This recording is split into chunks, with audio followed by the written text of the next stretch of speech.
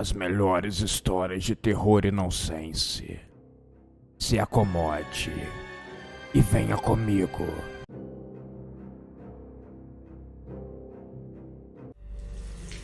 Esse relato é muito triste. Aconteceu há mais de 20 anos. Já contei algumas vezes e todas elas eu me emociono. Conhecemos a fama muito cedo. A maioria das bandas que ficam famosas costuma demorar muitos anos na estrada, fazendo álbum atrás de álbum, hit atrás de hit. Conseguimos o sucesso em menos de um ano. Éramos uma exceção e também éramos muito bons. Na época estava surgindo no cenário uma porção de bandas de rock, dessas bem agressivas. O cenário político dividido do país acirrava a agressividade juvenil. Colocávamos muita alma nas canções. Eu era o baixista da banda. Tinha a missão de ser a alma, o que dava sustentação para o todo. O nosso vocalista era excepcional, um tanto quanto exótico. Se vestia com roupas ultrapassadas. Costumava barrar bexigas de ar em seus ombros. Nosso baterista muito violento. Todo show quebrava baquetas, um alucinado. O mais centrado, o que eu sempre lembro com muito carinho, era o nosso potão de mel, como era chamado. Um homem gigante, mas muito gentil, o nosso guitarrista, que trazia uma melodia sinistra e perturbadora para a banda, constatando com o seu jeito educado.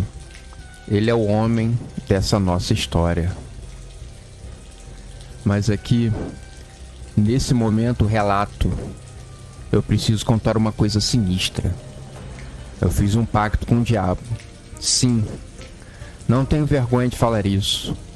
E tudo o que pode ter acontecido depois, eu assumo toda a culpa e responsabilidade. Uma das orientações do mal é que não enfrentássemos o nosso medo de jeito nenhum.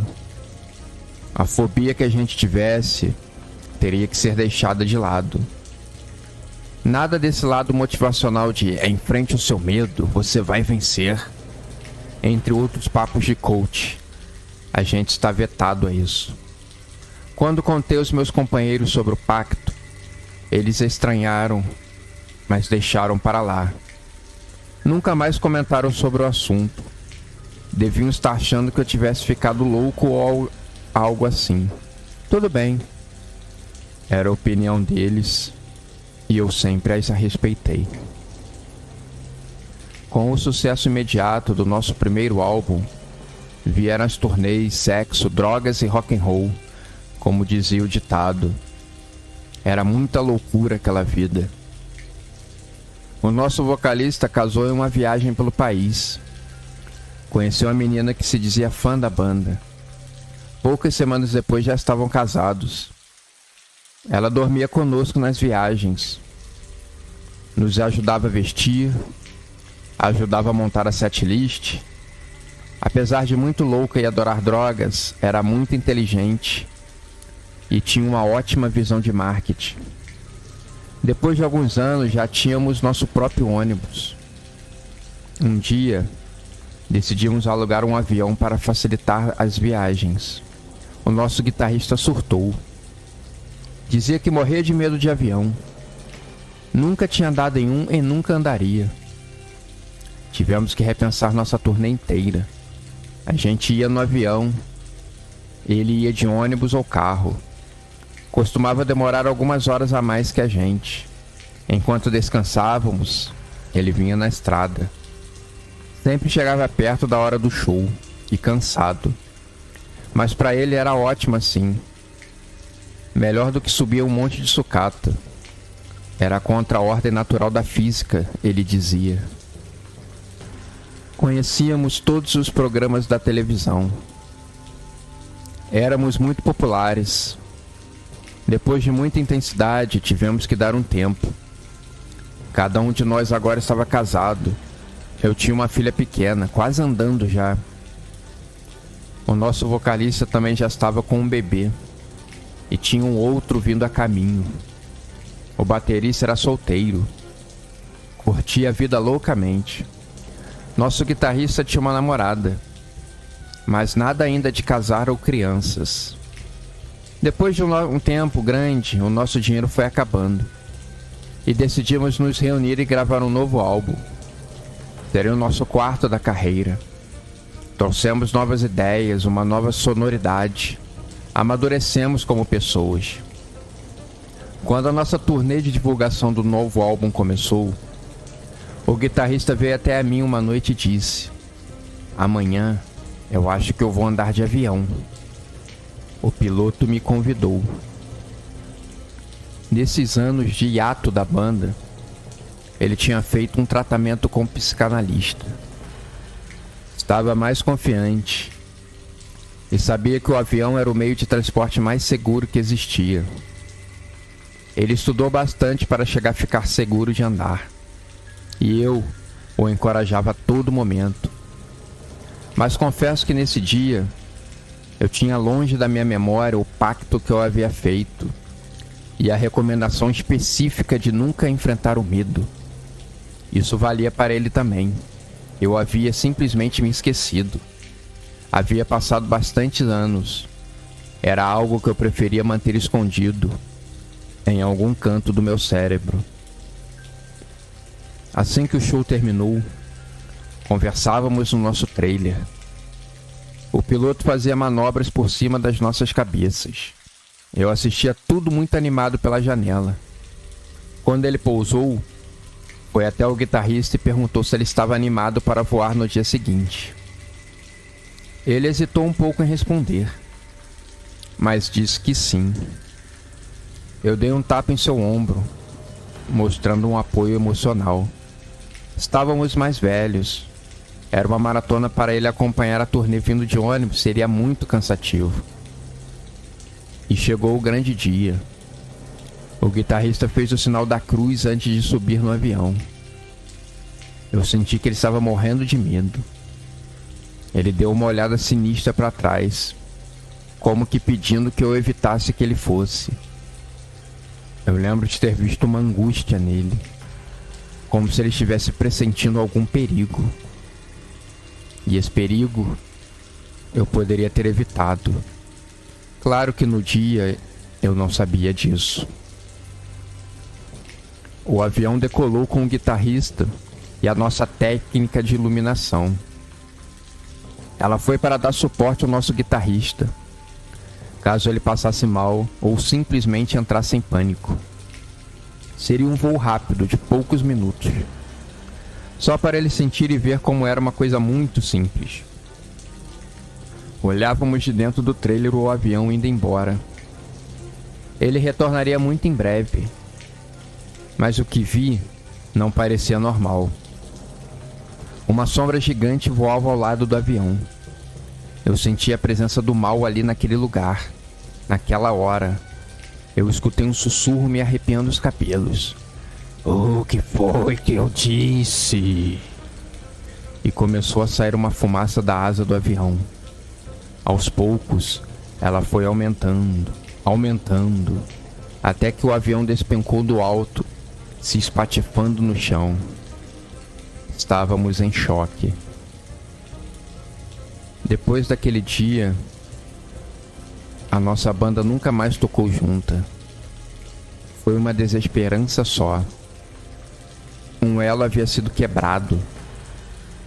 A conexão não era mais a mesma. Todos nós nos afastamos e fomos cuidar da nossa vida. Muitas notas de baixo hoje soam com uma frequência muito fraca. Falta a potência de uma guitarra, o sorriso genuíno do nosso gigantesco potão de mel. Que Deus guarde a sua alma, antes ele do que o capeta. Espero que com o pacto, a única alma vendida tenha sido a minha. Ele não merece ter a sua alma levada para os recantos mais sórdidos do inferno. Não o nosso guitarrista. Não o nosso potão de mel.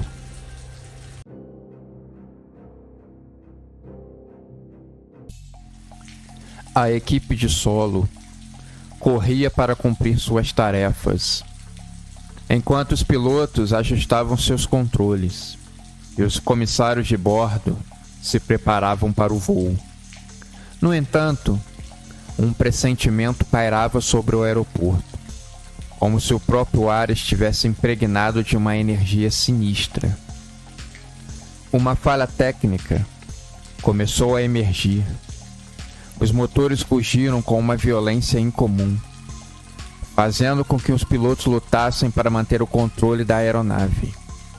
Uma explosão repentina rasgou o céu noturno, iluminando a pista com uma luz alaranjada sinistra. O suor escorria pela testa de Marina, enquanto ela observava o avião taxiar na pista do aeroporto. Uma sensação de pavor crescente tomava conta dela. Uma premonição que a consumia desde o momento em que comprou a passagem. Algo estava terrivelmente errado. Marina sempre teve intuições aguçadas, especialmente quando se tratava de perigo. Desde pequena, seus sonhos prenunciavam eventos com precisão assustadora. E agora, a bordo do voo, com destino a um país vizinho, seus sentidos lhe gritavam que algo terrível estava prestes a acontecer. O avião decolou, e a turbulência incomum intensificava o nervosismo de Marina. Os passageiros ao seu redor conversavam e riam, alheios à apreensão que a consumia. Ela tentava se concentrar em um livro, mas as palavras se embaralhavam diante de seus olhos. De repente, um tremor percorreu a fuselagem, seguido por um estrondo ensurdecedor. O avião inclinou-se bruscamente, jogando Marina contra o teto. O caos se instalou. Gritos de pânico, choro, objetos voando pelo ar. Em meio à confusão, Marina se agarrou ao seu assento, lutando contra a náusea e o terror. A luz do teto piscou e se apagou, mergulhando o interior do avião em uma escuridão sinistra. O cheiro de fumaça e metal queimado invadiu o ambiente, intensificando, assim, o pavor. Tateou em busca da máscara de oxigênio, enquanto o pânico crescia dentro dela. As imagens de um acidente horrível, de chamas consumindo o avião, assolavam sua mente. Ela tentava se manter calma, mas era impossível conter o tremor que percorria seu corpo. Após o que pareceu uma eternidade, o avião fez um pouso de emergência em um campo aberto. A porta se abriu abruptamente e uma onda de calor sufocante invadiu o interior. Marina cambaleou para fora, tropeçando em corpos e destroços. A cena diante de seus olhos era dantesca. O avião estava partido ao meio, com chamas engolfando a fuselagem. Os gritos dos feridos e moribundos se misturavam ao som das sirenes dos carros de bombeiros e de ambulâncias. Marina se ajoelhou no chão, vomitando de horror e desespero. A premonição se tornara realidade. Ela havia sobrevivido naquele momento, enquanto as equipes de resgate estavam buscando por mais pessoas vivas nos destroços do avião. Algo se aproximava. Um avião que tinha pedido permissão para aterrissar, algo estava acontecendo com ele. O piloto perdeu totalmente o controle e o avião inclinou-se perigosamente para um lado, antes de mergulhar em direção ao solo. Gritos ecoaram pelo aeroporto, enquanto os passageiros e a equipe de solo testemunhavam horrorizados a queda mortal da aeronave. O impacto foi ensurdecedor, seguido por uma bola de fogo que engoliu o avião e tudo ao seu redor. Os sobreviventes que estavam sendo resgatados viram uma bola de fogo engolir tudo ao redor. uma catástrofe seguida de uma outra. Isso não poderia estar acontecendo.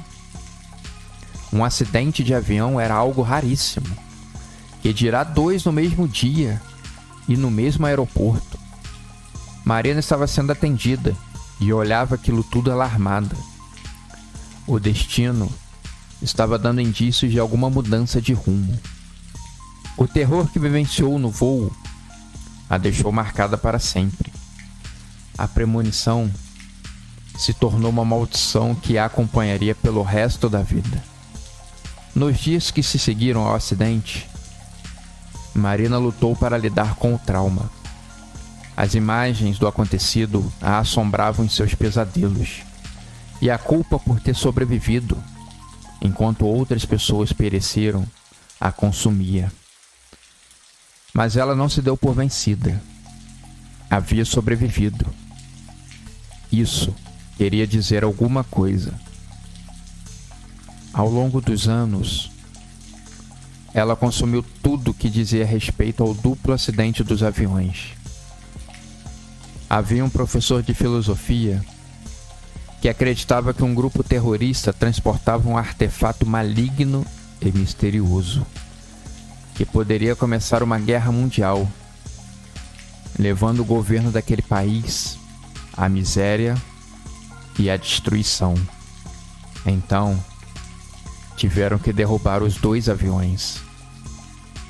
Conforme ela não achava nada de mais concreto, um dia ela deu o braço a torcer.